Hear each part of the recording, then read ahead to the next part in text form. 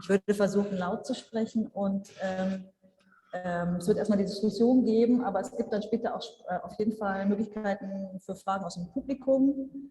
Wenn es das nicht gibt, gehen wir online zu den Fragen, aber wir können auf jeden Fall zurück zu den Teilnehmerinnen moderieren. Sorry, I just had to say some organizational things, also including the microphone, which we cannot use, so I have to speak a bit loud towards you, but this is so that the audience can hear me. Nika, I'm so glad that you could put this panel together. Thank you very much for this initiative. Can you hear me, Nika? Yes. And did it work for you? Did it help for you, the surgery? I think we should have our technical person to mute everyone except of the speaker. Can we do that? We need to make sure that everyone is muted. And I cannot do that because you're the host.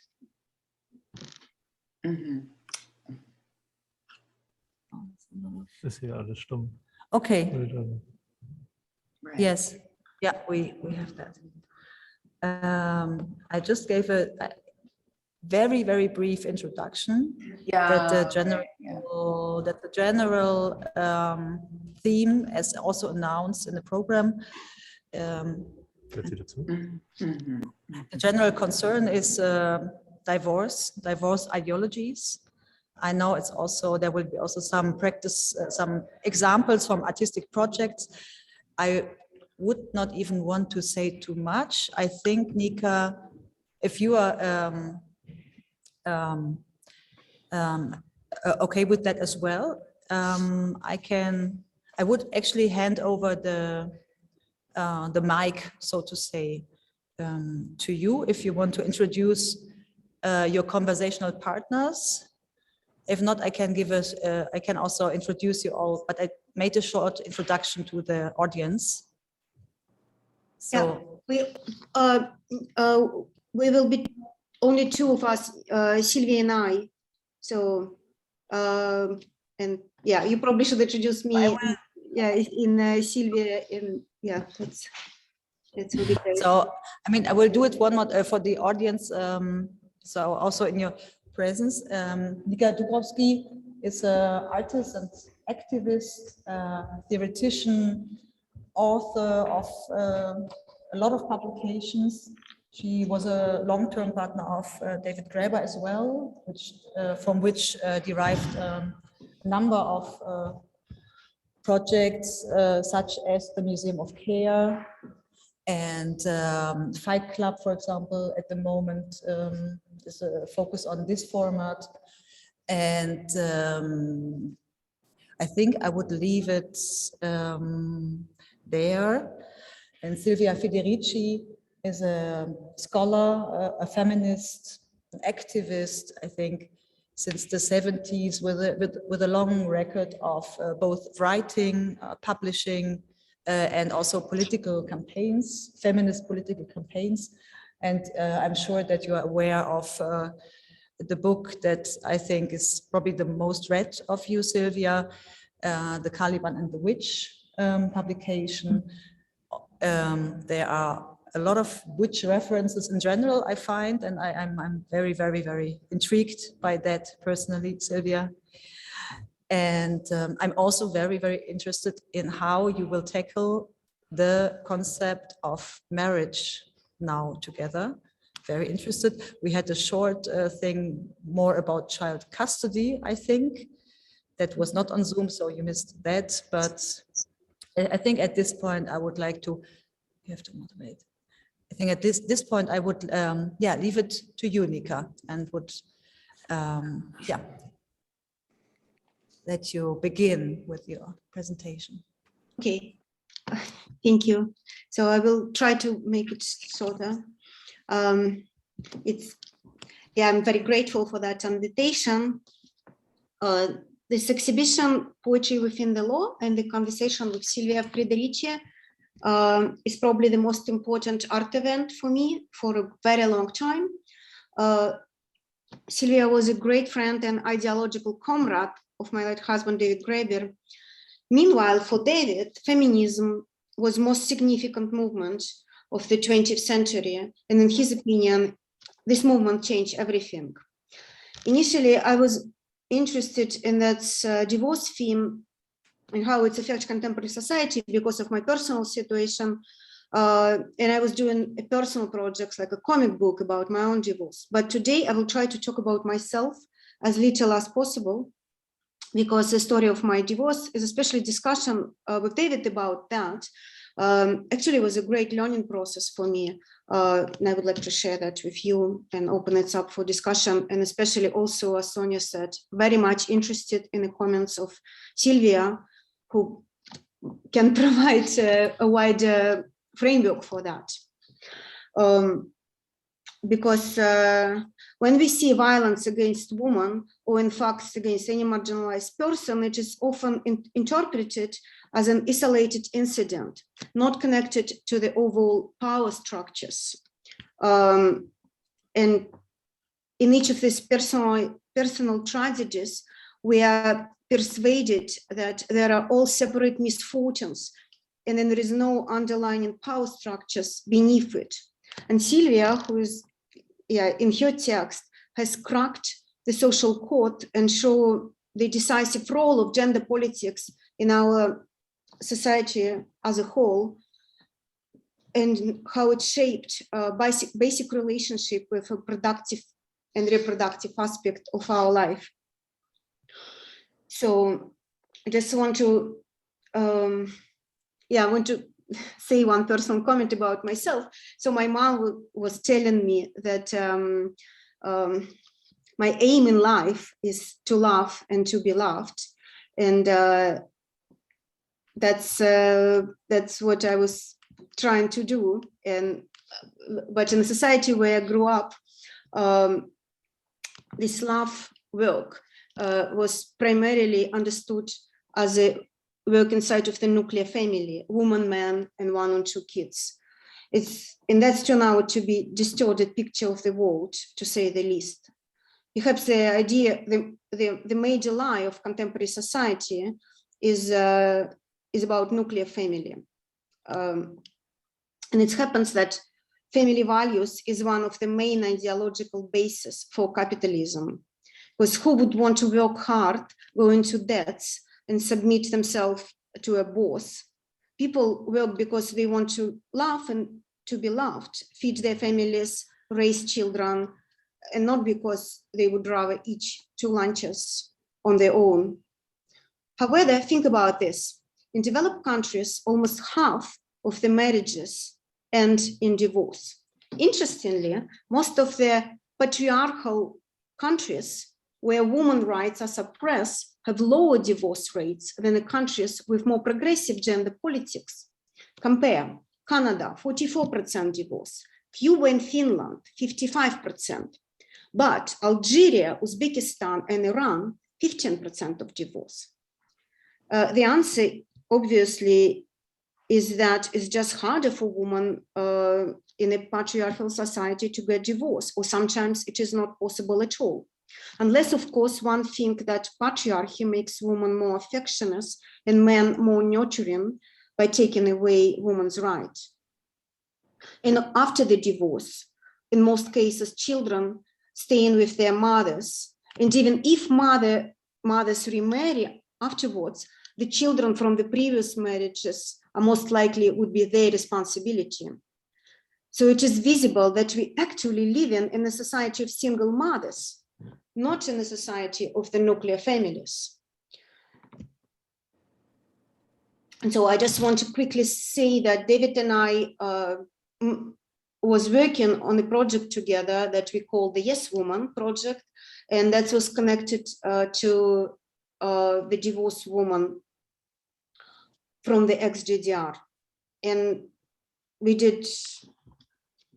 wrote many texts, we did public intervention on the 30th anniversary of German reunification on Alexanderplatz. I drew graffiti for them. We helped them to shape some slogans. One of them was "Divorce is not a crime." This spring, I'm preparing a new artwork with the divorced woman, a collective graffiti for which we had printed already many stencils. And I wanted to tell a little bit more about the case of the woman from GDR. So there were 900,000 of them. So that's a lot for the relatively small country as is Germany. And there is also significantly more working, educated women who are in democratic German Republic than in capitalistic federal Germany. So why did this happen? Because in the GDR, there was a social welfare system that took into account invisible work, childcare, housework, and so on. Whereas capitalism, by definition, shift public welfare and the cost of reproduction of life into individual responsibility, and above all, into the hands of the woman. And as always, this happens through violence. In Germany, in 1970s, the husbands had the right not to sign a working permission for their wives if they felt she was not fulfilling her family obligations.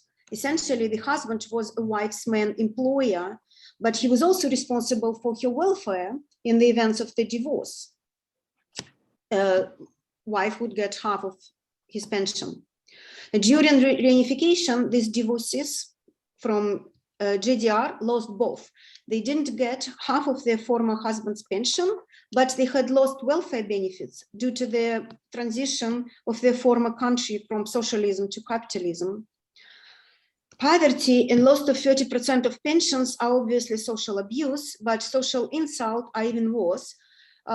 This woman told David and me that they read articles in the German media which explicitly said, oh, dear old ladies, you want too much to be able to divorce and at the same time have social protection. It doesn't work like this, baby. So the newly united Germany took in almost 1 million independent, educated working women and immediately stripped them of their rights because they disrupted its patriarchal codes, capitalist and family values. And in addition to suffering this woman went through, it is important to note that this impacted the social fabric of the whole German society and possibly the whole Europe. And I'm afraid we will find out more about this in coming years. So I just want to say that it makes sense to think about how to reset the whole system and make its focus on the care and reproduction of life instead of production and consumption. And if we wouldn't be able to do that, it looks like we will face barbarism and ultimately fascism and definitely right-wing shit.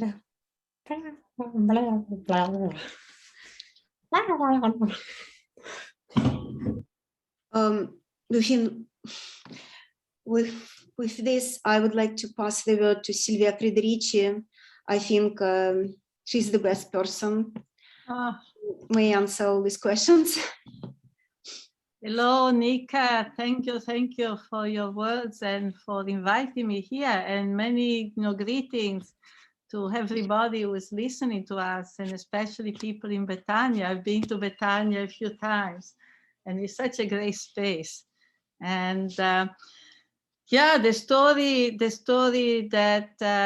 you told us now, and you told me about what happened to women in the GDR, with the victory of democracy, the fall of the Berlin Wall, and these women being stripped of the protection that they had. I was reminded of a slogan that anarchist women in Argentina in the 20s forged, which has since become very popular, which is democracy in the home, democracy in the country, democracy in the country, democracy in the home.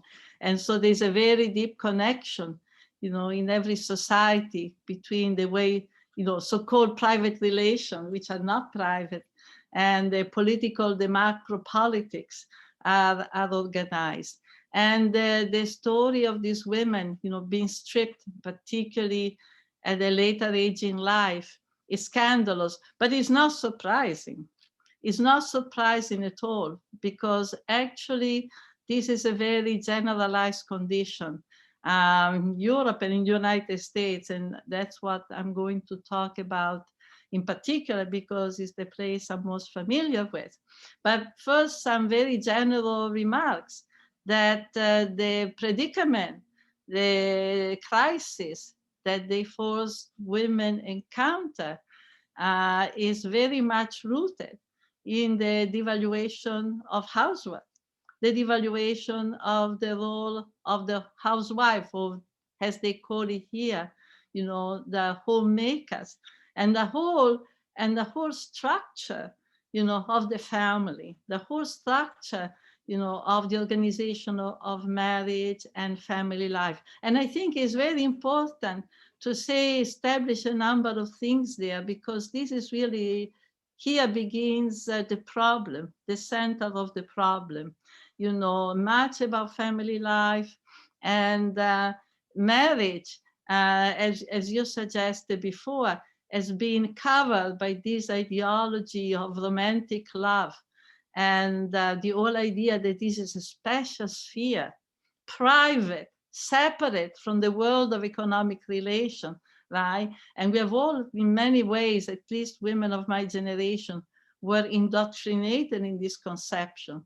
Actually, when we began to look into it, we discovered there was nothing private into the organization of the family. On the contrary, that in fact, the organization of the family we discover is a sort of a factory, is a particular type of factory. It is part of the capitalist assembly line of production, because it has been organized in capitalist society, and particularly in the last century and a half.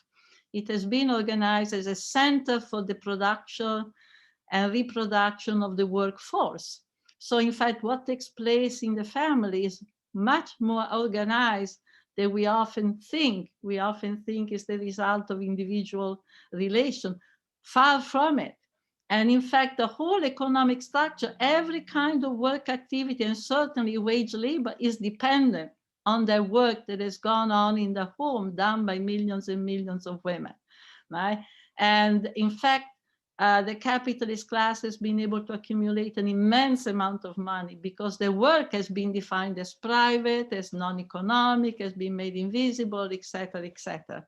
So when we look at it this way, of course, we see right away, also the violence, the inequality that is built into the family structure, right? As you mentioned, and we wrote about it, the state, the capitalist class, has delegated to the wage worker, traditionally the male worker, has delegated to the wage worker by means of the wage. The wage has become an instrument for the wage worker to become the supervisor of the labor of the woman in the home, has given the man the power to, in fact, control her work and also punish her. And also punish her if she does not perform. We began to realize in the 70s that much of the violence, domestic violence, wife beating, etc., in the home, that has always been tolerated, has never been seen as something really serious, not as an assault on the person, but kind of a family quarrel, had to do with the fact that the state was complicitous. That in a way, the state accepted the corporal punishment would be part of the management of family relations, would be an instrument the man would be allowed to have, in order to ensure the women who perform their reproductive work. In other words, that the wage will not be wasted, that the wage this man brought home would actually be used in a productive way to actually ensure that the same man would be brought back every day, and which meant he had the right to good food, space, tranquility, the children are not crying, the house is clean, and whether she's tired or not, every night she has to make sex, or whenever he wants, she has to make sex, etc., etc. And liberate his time. Liberate his time so he doesn't have to bother with the children. And so the violence, the beating becomes a way of enforcing, this work, because after all, she's not, they cannot cut her wages because she's not compensated anyway. So this whole structure of dependence, that traditionally has made so many women dependent, has been really implicated in the violence to which women in the home have been subjected to. So I think when we began to see that, in several writing, I have defined as set up the patriarchy of the wage. Patriarchal power is being restructured in a capitalist society through the management of the wage and wage relation. When we see this, we see that the marriage contract is a labor contract. The marriage contract, and it's actually quite interesting. I mean, with more time, we could investigate and talk about the evolution, for example, of marriage legislation. And for example, the fact that a lot of marriage legislation, was refined and introduced in Europe, in the last part of the 19th century, when in fact, in the very moment when the capitalist class begins to invest in the reproduction of the workforce, investing meaning organizing family lives, the nuclear family, etc., right? So by looking at the structure, then you begin to look at the situation of the woman when she's divorced, right? She's already devalued as a wife. And the divorced woman, of course, is the woman who is even further devalued, because now she's not performing the task. She's not performing from the point of view, she's not productive any longer. And therefore, from the point of view of the state, she has no right. And indeed, it took a lot of struggle, in the 70s, a lot of feminist struggle to organizing around the issue of women who are divorced, who basically had nothing. Many of them who go on welfare, and many of them engage in this long, battle when they could afford it, to have the man paid a little bit of alimony, take care a bit of childcare, of supporting the children when they were children, but generally not being able to really, obtain the kind of resources that would enable them to survive. And it's very interesting that the first response to this feminist effort were a number of displaced homemakers' bills, right, which is very interesting. The definition of the divorced woman, the displaced homemaker, the displaced homemaker. So this very concept, the woman like rooted in the home, and she is displaced, and here the metaphor is people who are expelled from their lands, the place they belong to, ancestrally, and now she's displaced from the home. So there were all these displaced homemaker bills, but they were far, the general trend in all of them was not really to recognize, the work the women have done. And, we know, for instance, that many, many, many women, when they married, young, many women stayed at home, took care of the children, did all the housework, and often allowing, their husband to build their careers. Many put their husband through college, by liberating their time, and nevertheless, once they were divorced, they had to fight for a pittance. They had to fight to make this man, So, but the homemakers' bills that were proposed, they had really nothing to do with recognizing the work that these women had done, but rather their direction was in enabling them to enter the job market, right? In other words, providing all these, with a perspective of full employment and the perspective that, they should be self-supporting. And so they should be retrained. And by the way, here we have to realize a whole chapter. One could speak for hours because of this ideology, which is so connected to the vision of what is domestic work, what is reproduction in the home, and the distortions that are attached to it. And I would say that even the feminist movement has not really been able to give a full view of what is involved in this reproductive work, because the ideology that has prevailed is that this is unskilled labor. This is very unskilled labor, so that traditionally, when a homemaker, a full-time housewife, has gone out of the home looking for a job, she'll be asked what kind of work experience she had to put that she had no work experience. And the homemaker bills that were introduced in the 1970s and later, they all presume that she had to be trained, right? That the woman had, in a way, to be going through all these different programs so that she could acquire some skills, right?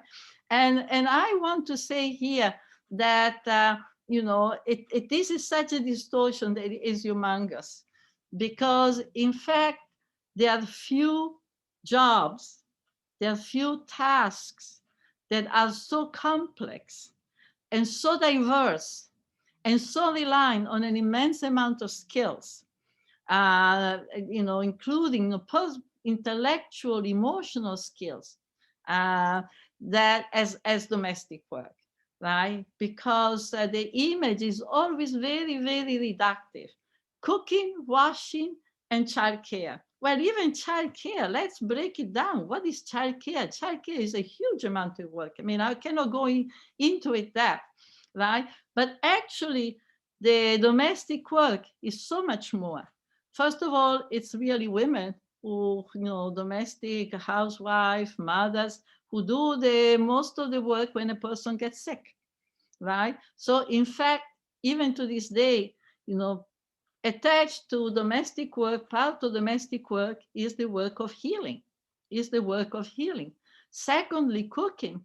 Of course, much depends on one's income, one's time, but cooking is not only a mechanical job. Cooking is also dealing with people's health, with people's problems, is understanding what is the nutritional, character of food, of what the food that is served, etc., etc.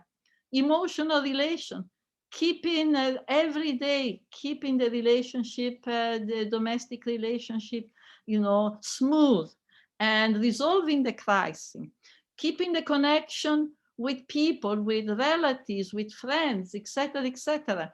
So budgeting, the whole work of budgeting is really always fallen on the shoulders of women, making sure.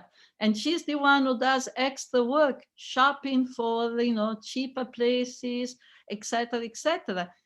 Still providing something that is decent for the family. So it's a vast, vast area of work. And I have to say also, to younger women who think, oh, I'm not interested in discussion of reproduction. I'm not interested talking about domestic work. I was one of those women. I was one of those youth who, for a long time, figured housework, never. And because I saw my mother, who was always complaining that the work was not appreciated, and she was working and picking up things, for instance, picking up things in the house. What a work. A house is like a classic example of entropy. Every day it falls apart. Every day you have to it's like a Sisyphus project. And these women are doing all this work of picking things up, recreating an atmosphere that is not only reproductive in a physical sense, but is reproductive in an emotional sense as well. So I'm saying, to the younger women, remember that housework is waiting for you at some corner or another. When you grow up, it's very difficult to escape it. And it's important to know that to this day, even though since the 1980s, the doors of wage labor have been wide open to women, and so many women now have a second job or even a third job, because often a job is not enough to give you any economic autonomy. So you need two jobs even to begin to make ends meet. Nevertheless, it's still women who do the majority of housework. I just checked against the statistic year after years after years. The statistic is still the women do the majority of housework, including the United States, where so many work outside the home. So there's a lot of things that have to be addressed. And I want to work towards a conclusion, because I'm really interested in the question that people have, but there's a lot of things that have to be addressed in relating to the organization of reproductive work, fighting against its devaluation, to deal with the issue of divorce. Because as I was saying, the conception of reproductive work is not work, that this work does not entitle to benefits of your own. So the divorced woman, for instance, right, may have some benefits in the United States. She has some benefits, but if she'll be married for 10 years, and after 10 years of marriage, if she divorced, she may have some access to her husband's benefits. More than that, if it comes to alimony or sharing of property in recognition of the work that she has done, she would have to negotiate, and there will be a state authority. They will have to decide what kind of rights she had or what kind of right she does not have. So it's a very, very, very precarious situation. And it's a precarious situation also because economically, women are in a much, much worse position than men. So the statistic, and I just checked it, is that when the women divorce in the US, the majority have a drop of 40 to 45% in income. So if you divorce, the chances are that your income, your access to resources to reproduce yourself will drop of at least 40 to 50%, which is a tremendous drop. Another statistic which is very worrisome is the statistic concerning nursing home. The majority of inmates on the nursing home, the ones that are publicly funded, the ones that are basically set up for people with no income. In the US, those who benefit from Medicaid, which is a welfare program for the very, very, very poor, are women. Because many of them, even if they are not divorced, right, they work all their life, do not earn an income, they depend on their husbands. Then the husband died, and they have taken care, spend all their time caring for others, helping them to live, but also helping them to die. They always say the women, they die after their husband. Well, I say they are not allowed to go on any vacation in a way. They have to work until the end of their family's life, because they are the ones who do most of the work of caring for the ill, helping people not only to live, but also helping them to die. This is very important. It's a kind of work that is more invisible than the generally invisible reproductive work. It's the most invisible of all work. We see childcare, we don't see the work that takes place around the bed where a person is dying. And but at the end of their life, they end in nursing home, which across the world, the nursing home for poor people are some of the worst places to which you can go, because usually they're understaffed, underfunded, and the elder people are not given half of the care they would deserve. So I would say, and I conclude here, that we need a very strong, and I would say feminist mobilization, but not only feminist mobilization, because I think that this question, of reproduction And the devaluation of reproduction is an issue that concerns everybody, wherever we are, at least those who do not manage, capital, those who are not in control of capital and are not benefiting from the exploitation of other people's labor. If we are not in that position, then you should be concerned with the devaluation of reproductive work, because that is the devaluation of our life. That devaluation of the reproduction activities, the activities that reproduce our life at all levels, in all forms, it's really the devaluation of our life. And if there is a condemnation of capitalism, and which in a way goes beyond what the Marxist tradition has told us, is precisely this question. Capitalism is a system that not only exploits people by not returning to them what they produce in the so-called workplace, but is a system that is committed more broadly to the devaluation of people's life, because in that devaluation is really the principle of the accumulation of wealth. So I think that, first of all, as feminists, as women who have a direct interest, because our grandmother generation and generation of women, have been in that condition, and have gone through that, calvary of working, not seeing that their work was recognized, being dependent on a man, and that, which is a very humiliating situation, is a very humiliating, despite all the rhetoric of romantic love, etc. And once they are divorced, they are really completely at the mercies of negotiation and the good nature of their previous spouses. Because another statistic is that even when, at least in the US, when women are able to negotiate, for example, a satisfactory alimony condition, it's very difficult to get the man to really pay.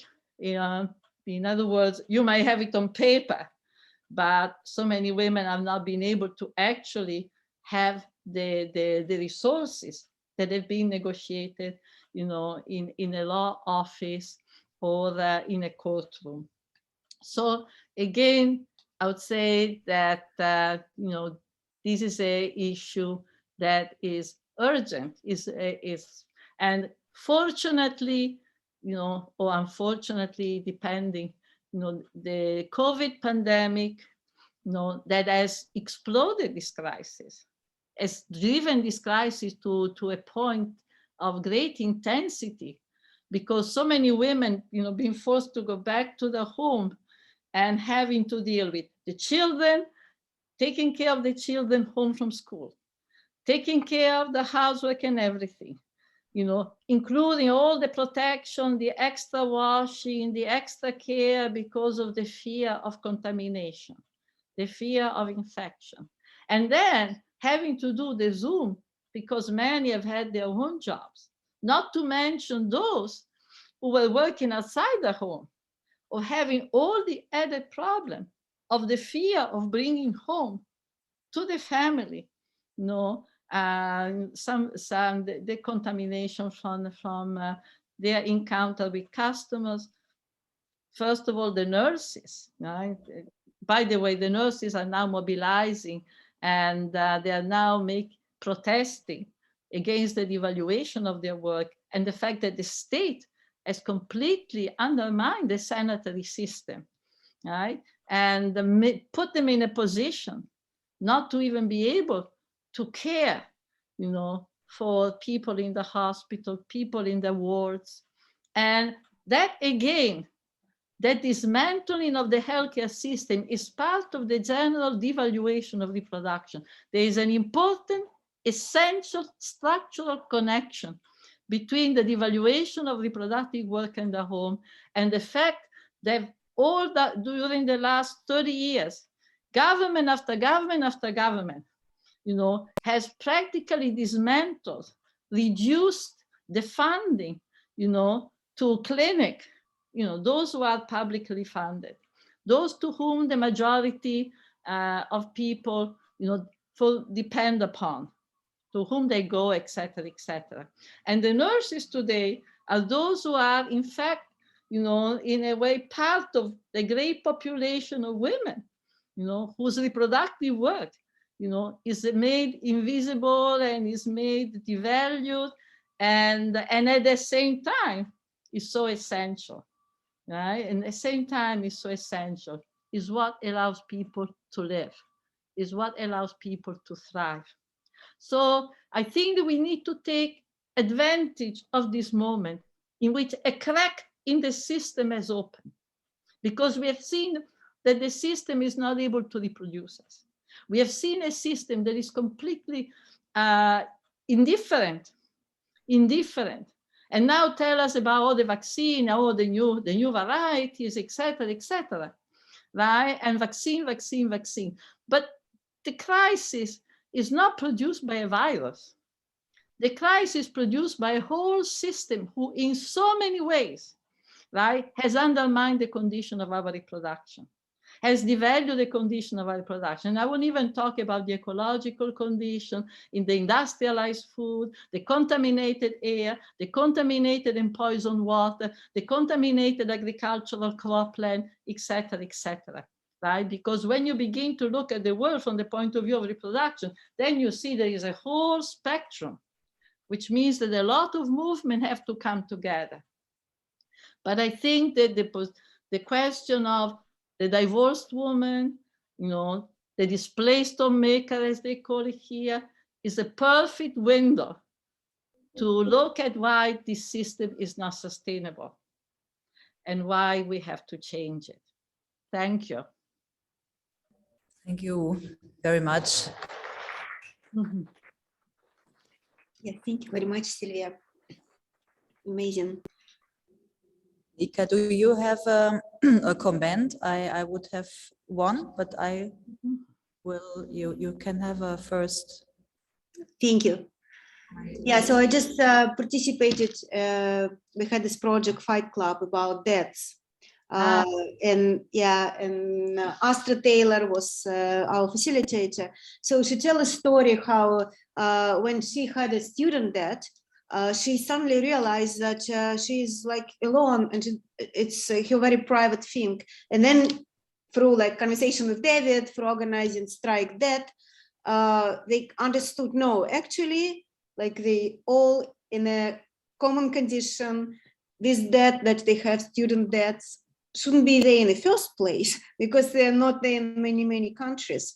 So by understanding the structure of the situation, they become quite strong, and extra debt is actually really performing very well by buying debts, students and medical debt. So it's amazing. I wonder if something like that could happen with the divorced woman, because this is specifically like very private sphere. People are really afraid to talk about that. That's so much like stigma, on being kind of divorced or being alone.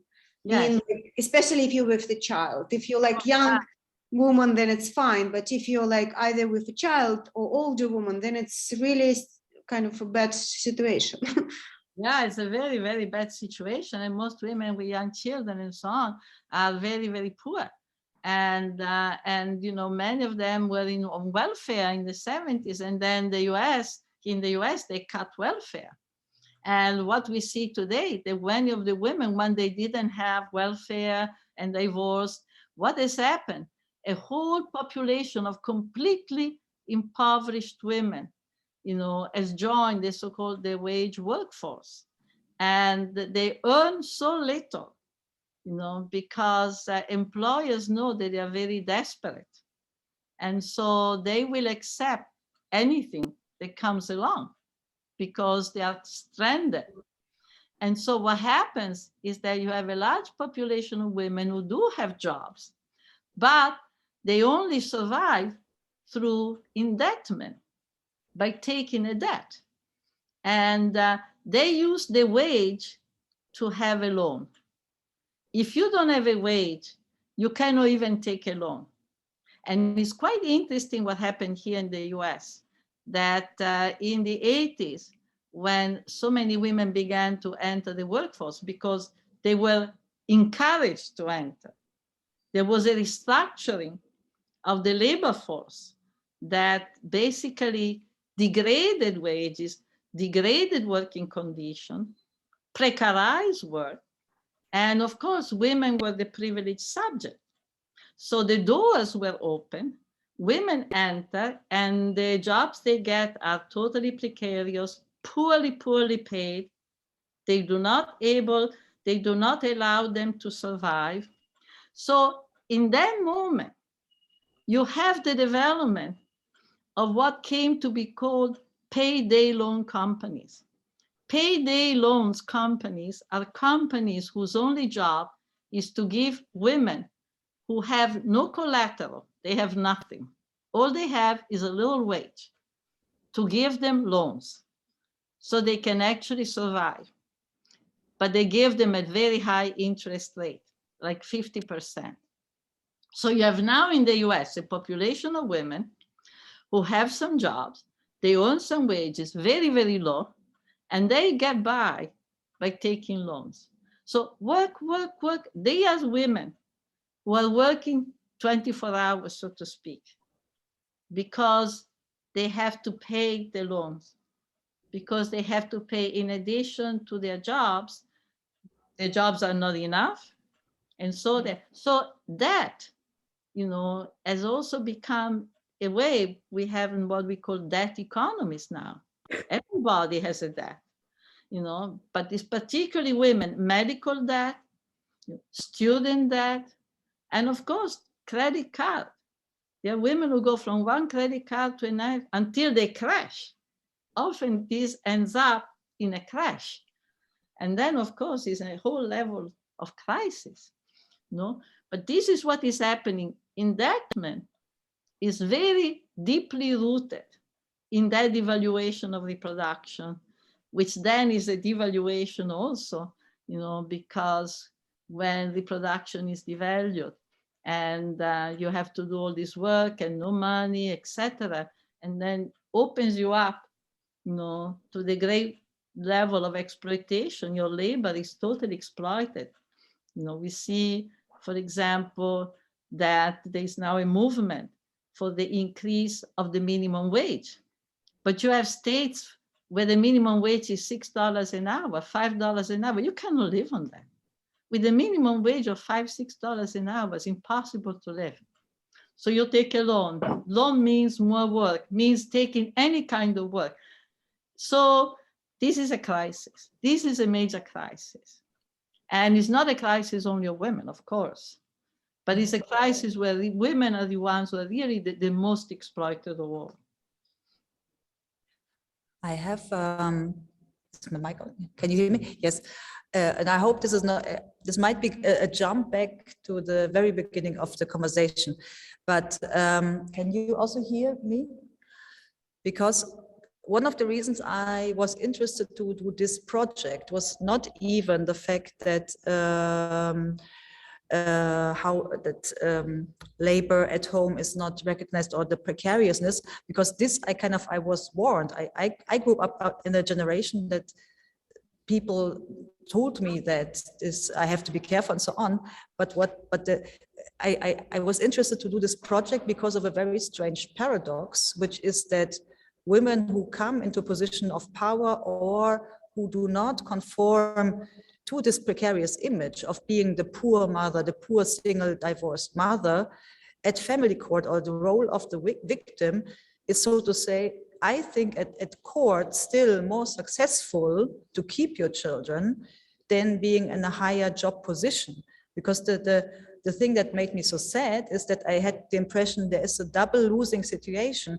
Either you are very precarious or you're not precarious, but this means also juridically that people have a big mistrust in your abilities of being a mother in the first place. So there's kind of the new independent mother and worker is threatened also sometimes by a law or by the modern father to be a bad mother and to she's not only expelled from the man and keeps on having a life with her children. She's expelled from the family. She's not worthy running the family. So it really struck me, and because I made these experiences, that when women talked about their work at court, that the judge was very mistrustful towards how would they raise the children if they have other interests. Whereas fathers talking about their work always raised them up as even better fathers. So I just wonder, what is this, can you say something about not only your position towards the precariousness and to the women in disadvantaged positions, but also of women who have advantages and for that reason are kind of disadvantaged in, you know what I mean? Because there's also this punishment. But this is very interesting to me, because I really wonder if this is the case in the US, because I'm not so sure that this is what is happening here. I think actually having a good position, having a good job, etc., is a big plus for the women who can show they can take care of their children. And it's understood that they will not take care of the children, but they will be in the position to hire maids, to hire childcare, and that's what happens. So they don't have to prove that they will be able to stay home part of the day, but they will be in the evening. But during the day, they will have, women, usually immigrant women. I go to the park in the morning and you can see dozens and dozens and dozens and dozens of women, clearly from Africa or the Caribbean, taking care of white children. And I'm sure many of them mothers who have, either teaching or in publishing or, doing, running, entrepreneurial jobs, women which have good position, working in, offices. I don't know if this is something more specific of Germany, or because I think in the United States is a plus. And first of all, the men are usually more busy even than the women. The man it's not so easy for the men to show that they will be able to care, since most of them will have occupation. They will, unless they will be unemployed, in which case a judge will be very suspicious that they can take care of the children.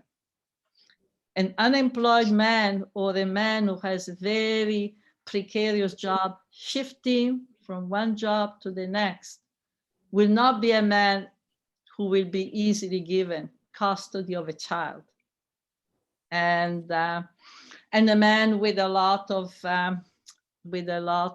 power and economic power will have, I don't think will have a better claim than a better positioned woman.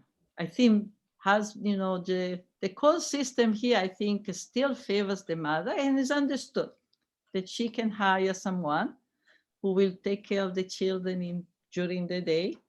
And so that's very intriguing. I never heard, this is more, it's a very interesting. Nika and me maybe have a bit different, I'm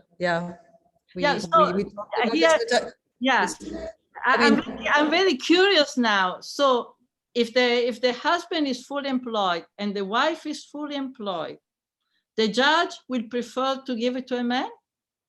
No, this is not the juridical, this is not the question of how the law is written. Of course, the law is written in a logical sense. But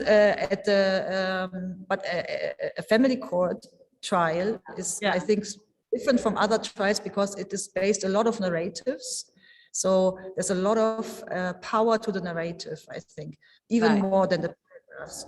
And in this narrative, I think from the it is according to my research, it can be of disadvantage to find a good narrative as working. So there's a kind of strings attached in the notion of mother and motherhood, and I think Nika maybe knows what I mean. And it's often, I think, still, whereas we would raise every child, boy or girl, to become an independent, strong person.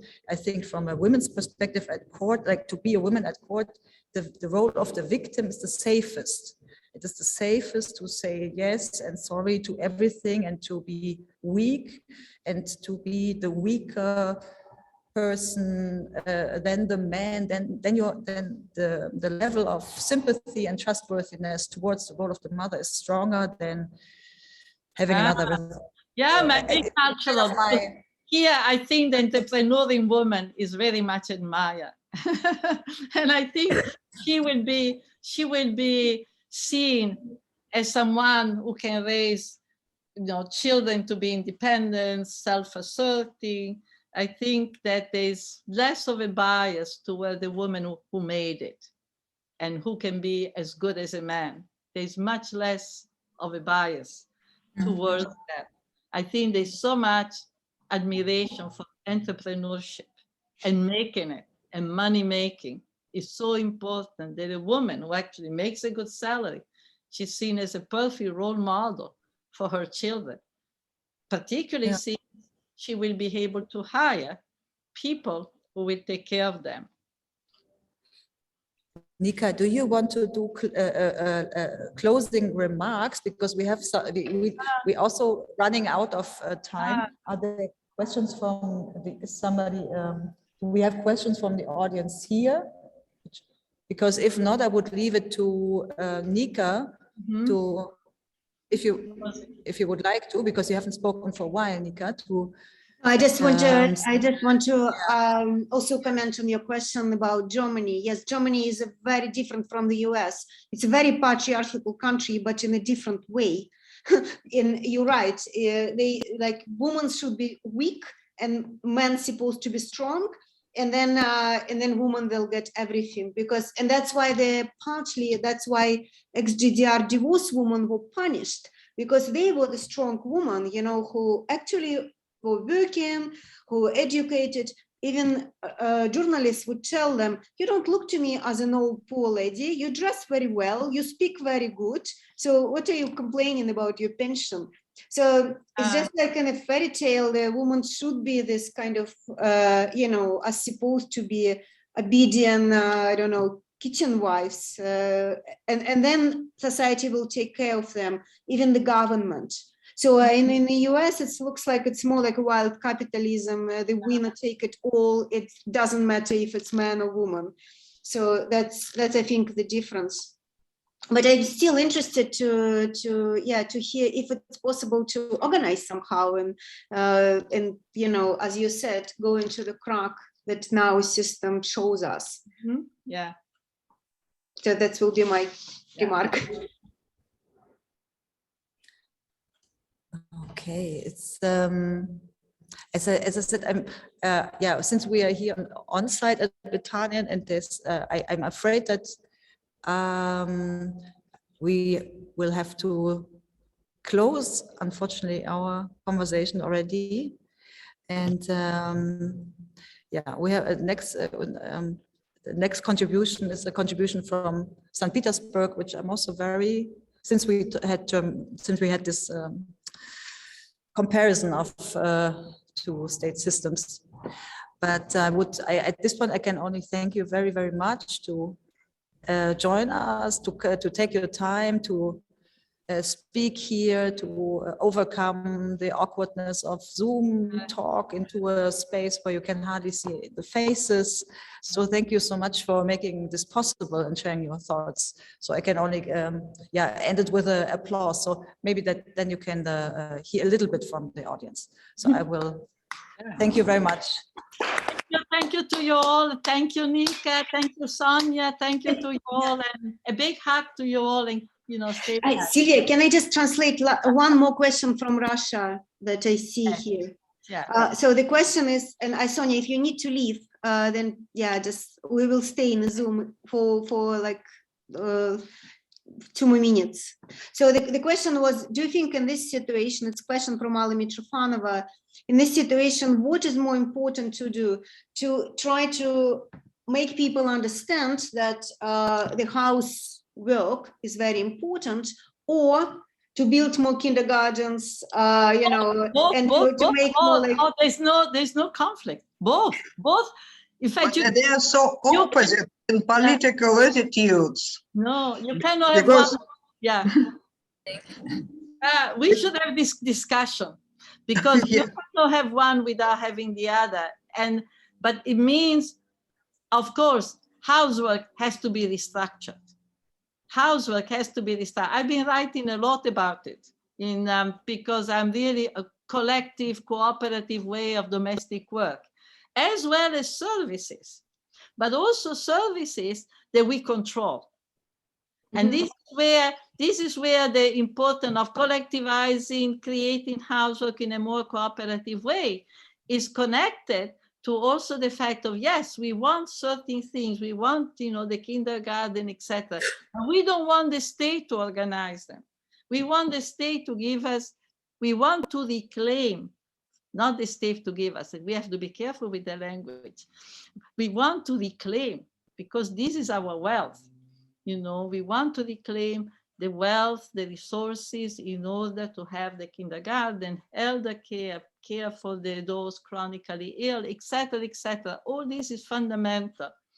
This is for thousands and thousands of women are dying every day, locked in their home, taking care with a burden that is destroying their life, physically, emotionally, intellectually, and they are prisoners of the home. That has to end. At the same time, we cannot allow the state to decide how our children are going to be taken care of. So there has to be this interchange and this control that we, exercise collectively, having to do with healthcare, having to do with childcare, having to do with education. So we need also a reduction of time, of work time, a reduction of wage labor time in order to be able to be present in the organization of reproduction, which definitely has to open up the walls of the home. I agree completely that it cannot be just this self-enclosed cocoon, this self-enclosed suffocating unit, the way it has been, which has imprisoned women. So that's Silvia. a discussion, but it's one very exciting, and I think is one that is very necessary now, very, very necessary. Okay, we have to, we will actually proceed, okay, and proceed with the program here. Yeah. Okay. Thank you, everyone. Yes, let's have a discussion with, especially organized discussion with Silvia when we have more time. Alla, we should talk about that. Okay, bye everyone. Bye, Nika. Bye. Thank you so much, Silvia. Bye bye.